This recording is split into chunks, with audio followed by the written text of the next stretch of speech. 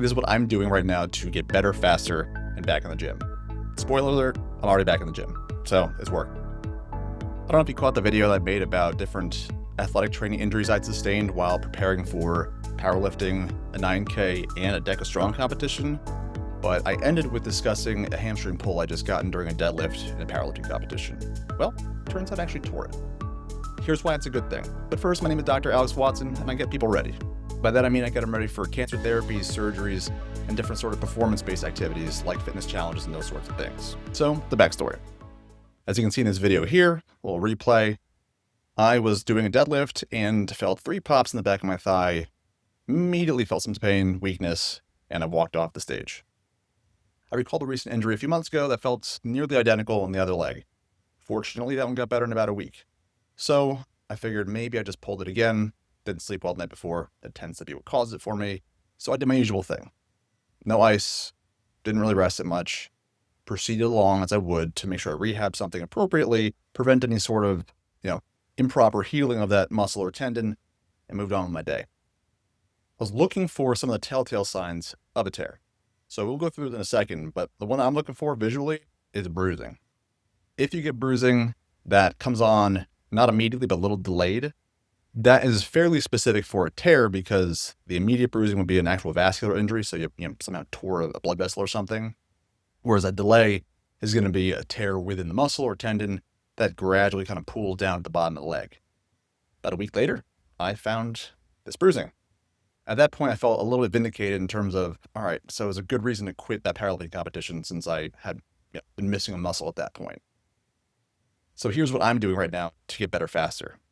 And let me tell you, it's already working. I was squatting 275 about 2 days ago, less than 2 weeks after the event. But here are the signs of a tear over a gentle strain or a pull.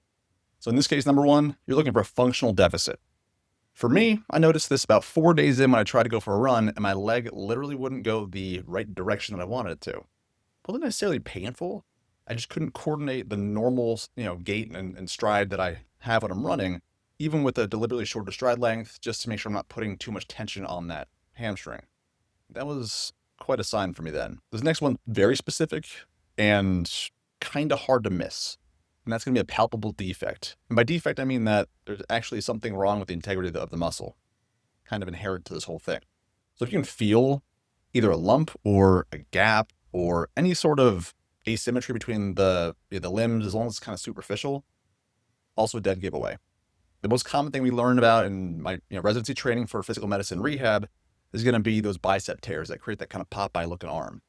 If you get a tear, your bicep tendon down here, the whole thing's going to pull up a little bit because this very taut muscle and tendon, when you relieve one end of the anchoring, it's going to retract backwards. So I was feeling for that one, but in the hamstring, it's a little tougher to feel because there's a lot of muscles down there. Though I think I did feel something actually right towards the sit bones, the ischial tuberosity there. Going along with that functional strength loss and defect is going to be a very quantifiable strength loss. If you're missing part of the muscle, you're going to be a lot weaker in that muscle. And I see this also typically in rotator cuff strains versus tears. If you're feeling a little weaker just because it hurts to do something, but if you're forced to do it, you could actually power through and get reasonably close strength, probably more of a pull situation or a strain. If you must activate that muscle and yet you still can't, really a cutoff in the research is about 70%. That tends to suggest that you probably tore that thing. Again, you can't generate the force because part of it's torn and missing.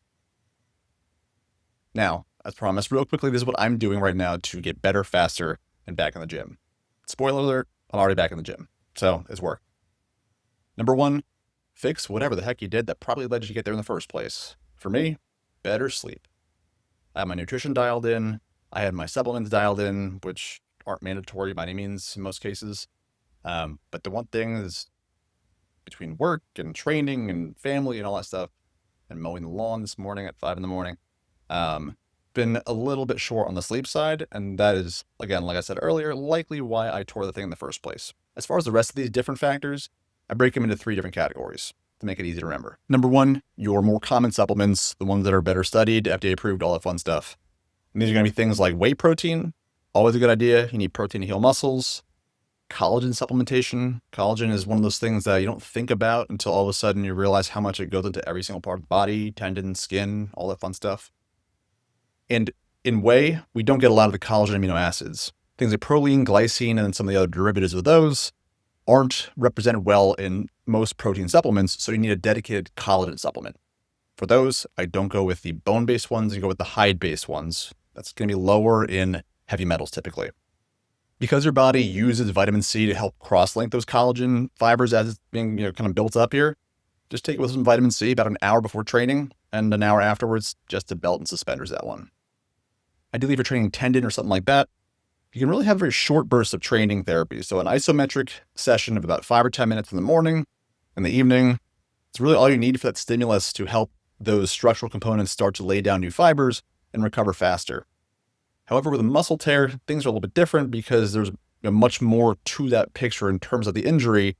And I'd like to do some more dedicated training than that. You want to keep the blood flow going there. Blood flow to muscle is much better than tendons, so it's not necessarily the same approach. Plus, I just spent all that time training for a powerlifting competition. I didn't want to lose all the gains I'd made. Took me a while. So besides those, creatine. Creatine is always a good idea, especially when there's any sort of potential for decreased blood flow to a certain area, especially if that area is still metabolically active. So when it comes to a tear and there's going to be bruising, that tells you there's likely some interruption in blood flow, and you want to make sure that your body has whatever sort of energy products it needs to keep those metabolic processes going. Creatine acts as a kind of savings account for any last bits of energy you need. So more of an overdraft program. If you tap out all the ATP, your body has creatine phosphate nearby just to help that overdraft again.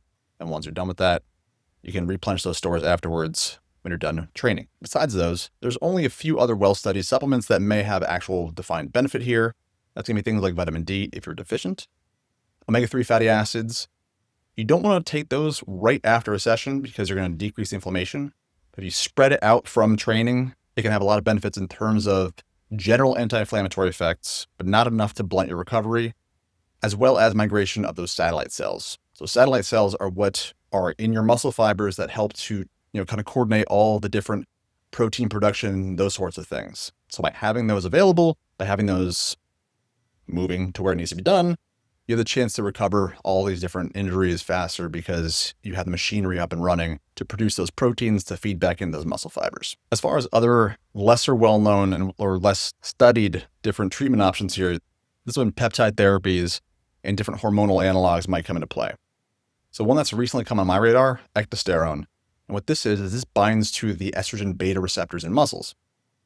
Very limited studies have shown some anabolic benefit in building muscle without negatively affecting the rest of your hormonal system. So it looks like that activity does not feed back on the hypothalamus to decrease your body's normal hormonal production. That's good. When it comes to peptide therapies, I do often recommend in certain situations, speak with a doctor, medication called sermorelin.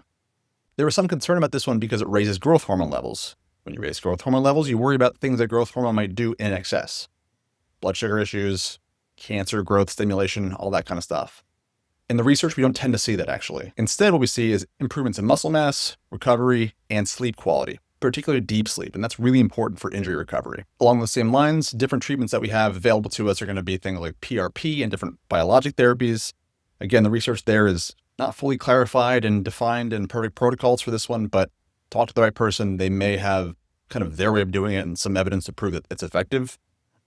I'm going to leave that one there. That's for somebody else's expertise to touch on. If you are testosterone deficient, so it's going to predispose you to injury for a couple reasons. Worse recovery from lack of testosterone, lack of estrogen signaling typically is going to cause problems there too. Sleep impacts going to affect your recovery from that side of things, which then downstream will affect your growth hormone levels that we talked about, all that kind of stuff. So if you were deficient, get that treated. That's going to help your recovery substantially. Off-label use of testosterone when you're not deficient, that's for a different physician to talk about and prescribe. I tend to keep people within reasonable physiologic ranges and prescribe when appropriate, with certain exceptions for things like burns and other very hypermetabolic cases when you have muscle wasting or tissue wasting, all that kind of stuff. Finally, here's one that you might not know about. Blood pressure medications like angiotensin receptor blockers have a double-edged sword here with their effect on tendon health and fibrosis. So the one problem is they increase your risk of having these injuries because they affect pathways that lay down certain fibers in tendons. So they may decrease the health of the tendon, making it more likely for rupture. We see this in the studies. In some cases, it actually looks like it's worse than the antibiotics fluoroquinolones like ciprofloxacin that everyone thinks is the worst thing for tendon health. So learn something new. However, in this case, when you're recovering from a tear, you want to avoid any sort of fibrotic remodeling or essentially scar tissue forming where it shouldn't. This is where you actually may have a benefit from the same medications. I always use telmisartan because it also has different activity on stimulating mitochondria, so you get just better metabolic health and energy production because of that pathway that's working on. But like the rest of the class, it also does affect that fibrosis type pathway. It's not the most potent one. That's going to be losartan.